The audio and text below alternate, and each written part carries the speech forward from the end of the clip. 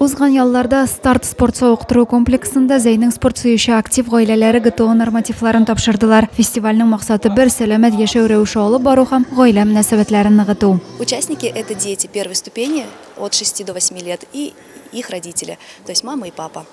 Участникам сегодняшнего мероприятия предстоит пройти состязания, в котором включены испытания норм ГТО, такие как пресс, отжимания, прыжок в длину, метание. Фестиваль чарасы тантаналы мезгилдән башланды. Күптән түгел ГТО нормативлары тапшыруда уңышлы чыгыш ясаган Селиверстовлар гаиләсе күкрәк билгеләре белән бүләкләнде. Безнең гаилә өчен спорт ул хобби диләр. Спортом мы занимаемся с мужем как любители. Это наше хобби. Неважно, какую мы профессию занимаем в жизни, спорт в нашей жизни имеет место быть. Фестивальдә 7 гаилә көч сынашты. Спорт сөючеләр урыннан озынлыкка сикерү, аркага яткан килеш гәүдәне күтәрү, алга иелү, кулларга таянып җирдән күтәрелү кебек физик күнегүләр үтәделәр. Мы очень любим заниматься спортом всей семьей.